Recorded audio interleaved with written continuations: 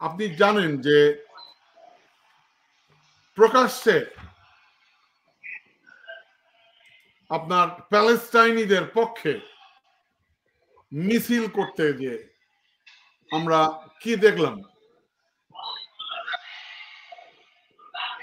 আমরা দেখলাম বাটা সহ বেশ কিছু প্রতিষ্ঠান সিলেটে, খুলনা এবং অন্যান্য জায়গায় লুট হলো, মানুষ চুরি করলেন, লুট করলেন,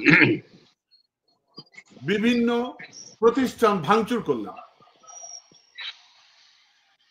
কিন্তু আমাদের স্বরাষ্ট্র মন্ত্রণালয় মানে হ্যাঁ ইয়ে করেছে, প্রায়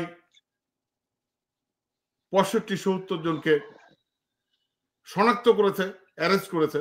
কিন্তু আমাদের প্রশ্ন যে স্বরাষ্ট্রমন্ত্রী স্টেটমেন্ট দিচ্ছেন হামলা লুটপাটের উচিত হয়নি, ভবিষ্যতে সচেষ্ট থাকবে সরকার। স্বরাষ্ট্রমন্ত্রী এই ভবিষ্যতে সরকার সচেষ্ট থাকবে, এই কথাটা আমরা শুনতে শুনতে আমাদের কান পেকে গেছে। তো এখন প্রশ্ন হচ্ছে যে আমরা যাদেরকে বলছি আমাদের সরকার, আমাদের গভর্নমেন্ট, ইউনূস সাহেবের সরকার, আমাদের সরকার, এই আমাদের সরকার জানমালের নিরাপত্তা দিতে পারছে না, ব্যবসায়ীদের নিরাপত্তা দিতে পারছে না। অন দ্য আদার হ্যান্ড আপনি দেখছেন যে আমাদের এখানে মানে বিদেশি বিনিয়োগকারীদের সম্মেলন ওই একই দিনে হচ্ছে, তাদেরকে নিয়ে সম্মেলন করা হচ্ছে। তো এই ঘটনাগুলো কি বিদেশি বিনিয়োগকারীদেরকে উৎসাহিত করবে নাকি নিরুৎসাহিত করবে? আমি আপনার কাছে জানতে চাই আবু হেনা রাজ্জাকি।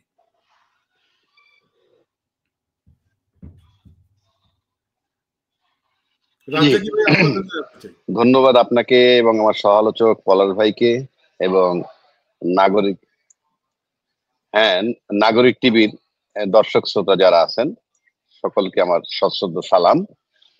যে বিষয়টা আপনি আনছেন, দেখেন দিন শেষে আমরা যারা সাধারণ নাগরিক বা দেশের যারা সাধারণ সমাজ, তারা কি চায়? তারা চায় তাদের ব্যক্তির নিরাপত্তা, তারা চায় তাদের সম্পদের নিরাপত্তা। এবং আপনি বাংলাদেশটাকে সিঙ্গাপুর বানিয়ে ফেলবেন কিংবা কানাডা বানিয়ে ফেলেন, দ্যাট ইজ অ্যানাদার ইস্যু। কিন্তু দিন শেষে যদি আপনার জনগণ নিরাপদ না থাকে, জনগণের জানমাল যদি নিরাপদ না থাকে, তাহলে সেটা আমার কোনো কাজে আসবে বলে আমি মনে করি না। এখন আপনার একটা বিষয় মাথায় রাখতে হবে যে আমরা হয়তো সব জানবো না কেন হয়, আর আইন শৃঙ্খলা পরিস্থিতির যে করুণ পরিস্থিতি যে অবস্থায় হোক না কেন, দিন শেষে দায়টা কিন্তু আলটিমেটলি সরকারের উপরেই বর্তায়। সরকারকে এই দায়টা নিতে হবে, যেহেতু দায়িত্ব আপনি। কিন্তু আপনি যদি লক্ষ্য করে দেখবেন, আমাদের ইউনূস সাহেব কিছুদিন আগে যখন চায়না সফর করতে গেলেন, এবং আপনারা জানেন যে সেই চায়না সফরের জাস্ট আগে বেশ খারাপ একটা টার্মোয়াল সিচুয়েশন বাংলাদেশে হয়েছিল নানান ইস্যুতে। একইভাবে আপনি যখন ফরেন ইনভেস্টরদের একটা সম্মেলন হচ্ছে বাংলাদেশে, ঠিক তখন আপনি কোন বিষয়টা আনলেন? প্যালেস্টাইনে লোক মারা যাচ্ছে। আপনি হিন্দু, মুসলমান, বৌদ্ধ, খ্রিস্টান পরে আনেন, মানুষ মারতেছে। এখন আপনি আর আমি বলতেছি যে নিরীহ মানুষ মারতেছে, কিন্তু ইসরায়েল যখন মারে তার কাছে কিন্তু কজ আছে, আমি কেন মারছি। যেমন আমরা যখন বিগত সরকারের সময় বলতাম যে অমুকের আয়না ঘরে রাখছে, অমুকের হত্যা করছে, অমুকের গুম করছে, সরকারের কাছে কিন্তু ব্যাখ্যা ছিল, রাজনৈতিক ব্যাখ্যা ছিল, কেন মারতেছে, আমার রাজনৈতিক প্রতিদ্বন্দ্বী। অফিসিয়াল ব্যাখ্যা কি, ক্রস ফায়ারে মারা গেছে। তার মানে প্রত্যেকটা লোকের ব্যাখ্যা আছে। এখন আপনি যদি এইখানে আসেন যে আপনি প্যালেস্টাইনের লোকের জন্য আপনার কলিজা ছিঁড়ে যাচ্ছে, এটা শুনলে মানুষ আমার পাগল বলবে। আরে ভাই, আপনার মেয়ে ধর্ষিত হয়েছে বাংলাদেশে গত 16 বছরে, ধর্ষণের সেঞ্চুরি পর্যন্ত হয়েছে, এবং আপনার লোকরে আয়না ঘরে রাখছে। তো আজকে আপনি প্যালেস্টাইনে লোক মারতেছে ইসরায়েল, সে কারণে আপনি যখন আন্দোলন করতেছেন বাংলাদেশে, তখন আপনার কি এই যে তৌহিদি জনতা বা আপনার ভিতরে এই যে স্পিরিট, এই গতিটা তখন কোথায় ছিল? যখন এই দেশে আয়না ঘরে আপনার নিজের সন্তান বা নিজের মেয়েকে বা নিজের বাপকে নিয়ে গেছে, আপনি সেটা পারেননি, আপনি প্যালেস্টাইন নিয়ে লড়াই করতেছেন কেন? এখন আমাকে বলবে কি আমি কোন যুক্তিটা কি আপনার? আমি কি আপনার নিজের সন্তানের চেয়ে প্যালেস্টাইনের লোকের জন্য আমার দরদ বেশি? এটা কি গ্রহণযোগ্য, বিশ্বাসযোগ্য? তাহলে আপনি যখন আয়নাগর ছিল, ক্রস ফায়ার হয়েছিল, তখন আজকে যারা বাটার দোকানে যাচ্ছেন, কেএফসি ভাঙচুর করতে যাচ্ছেন, আপনারা তখন কোথায় ছিলেন? তখন কেন যান নাই? আর ফরেন ইনভেস্টররা মিটিং করতেছে, সম্মেলন করতেছে, ঠিক তখন আপনি এটা ঘটাচ্ছেন। শুধু তাই নয়, আজকে ওদের কোন হাইওয়েতে গার্মেন্টস শ্রমিক ছাঁটাইকে কেন্দ্র করে একটা বিশাল আন্দোলন, সেখানে আর্মি পর্যন্ত গেছে। তাহলে পার্টিকুলার এই দিনটাই কেন? এটা তো আপনার কন্টিনিউয়াস প্রসেস থাকা উচিত ছিল। আর আপনি যে ইহুদির ইয়ে থেকে কিনবেন না, তো এটা করবেন না, it's a subject to the decision of the government. আপনি এত গতি, আপনি এত স্পিড আপনার ভিতরে, এত বারুদ, আপনি why don't you sit with the government যে ইহুদির ব্যবসা বন্ধ করেন? আপনি বাটার দোকান ভাঙলে কি হবে? আমি তো মনে করি এটা এই সম্মেলনকে সামনে রেখে এটা করার মানে হচ্ছে এই যে giving a bad impression to the investor who are from abroad, যে একটা ব্যাড ইমপ্রেশন দেওয়া। বাট বাংলাদেশ বা ডিজিটাল যুগে পৃথিবী এখন সেখানে নাই। কারণ আপনি যদি দেখেন ভালো করে লক্ষ্য করে, এই ব্যবসায়ী যে কমিউনিটি, তাদেরকে যে ইনডাইরেক্টলি বা ডাইরেক্টলি আমেরিকান থেকে কিন্তু এটাকে লিড করা হচ্ছে। আপনি পিটার হাস এখানে আছে, সাম সুনিতা ইজ হিয়ার, তারা কিন্তু সব দায়িত্বশীল ব্যক্তি। তাদের কাছে বাংলাদেশটা মুখস্থ। পিটার হাস বাংলাদেশের লোক ছিল। সুতরাং এতে যে খুব একটা কিছু হবে আমার কাছে মনে হয় না, because they know the scenery of Bangladesh politics, অন্তত পিটার হাস যখন ছিল এখানে। সুতরাং এইটা এই ইনভেস্টরদের সামনে রেখে একটা সস্তা রাজনীতি আমার কাছে মনে হয়। কিন্তু আইন শৃঙ্খলা পরিস্থিতির উন্নতি হয় নাই, সেটার জন্য ডিসক্রেডিট সরকারকেই নিতে হবে। সেটা আমি যে সরকারকে ক্রেডিট দিচ্ছি তা না, কিন্তু আমার কথা হচ্ছে যে এত তৌহিদি জনতা, এত বারুদ আপনাদের বিরুদ্ধে ভিতরে, আপনি বিগত 16 বছরে আয়নাগর থেকে লোক সরাইতে পারেন নাই, নাম্বার ওয়ান।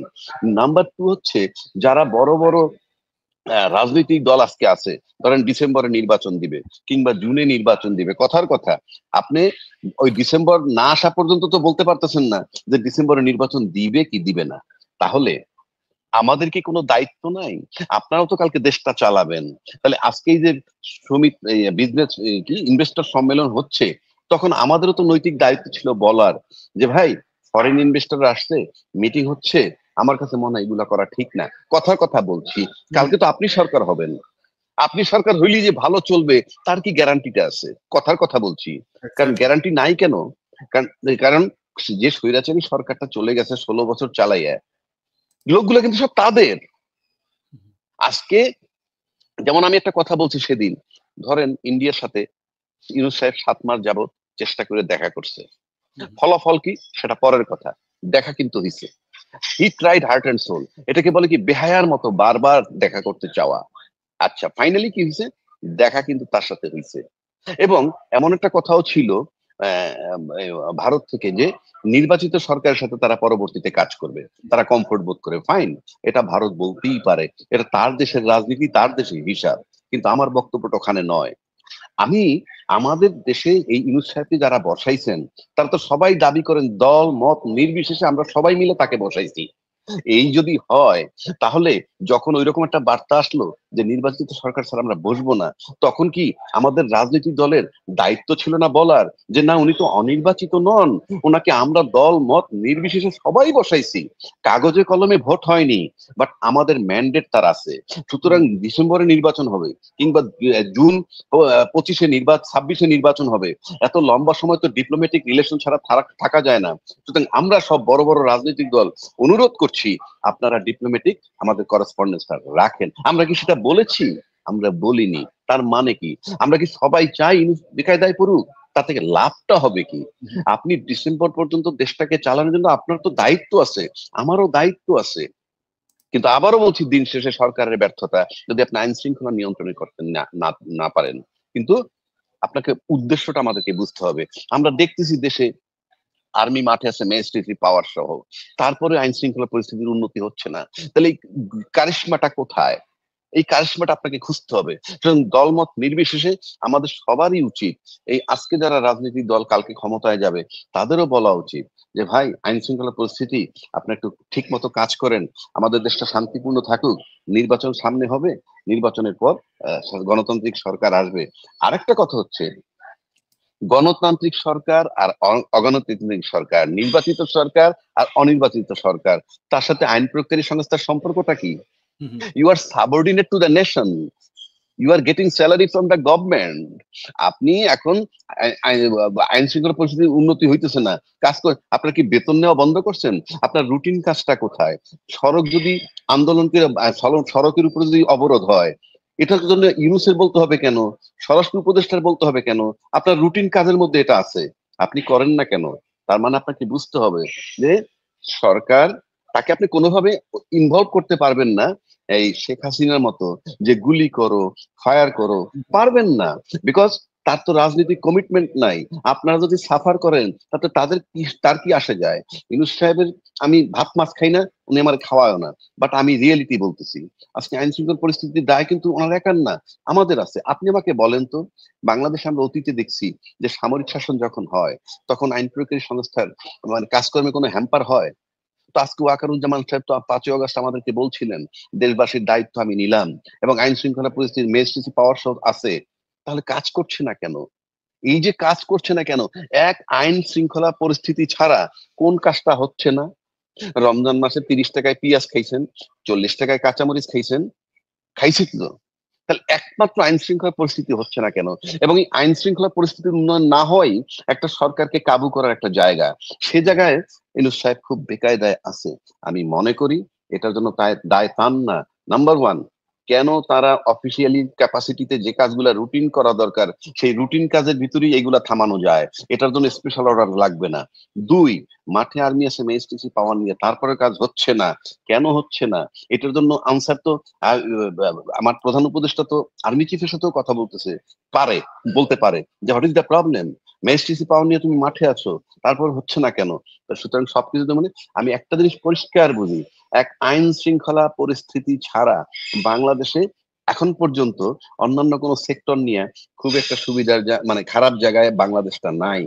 এবং শুরুতে যে অবস্থায় ছিল 2-3 মাসে ফেলে দিবে ইউনূস সরকারকে, এরকম একটা জায়গায় যে হিসাব নিকাশ ছিল সেটা কিন্তু 7-8 মাস পার হওয়া অনেক চেঞ্জ হচ্ছে। সুতরাং ইউনূস সাহেব যত সময় পার করবে তত আইন শৃঙ্খলা পরিস্থিতি নিয়ন্ত্রণে আসবে, এতে আমার ব্যক্তিগতভাবে কোনো সন্দেহ নাই।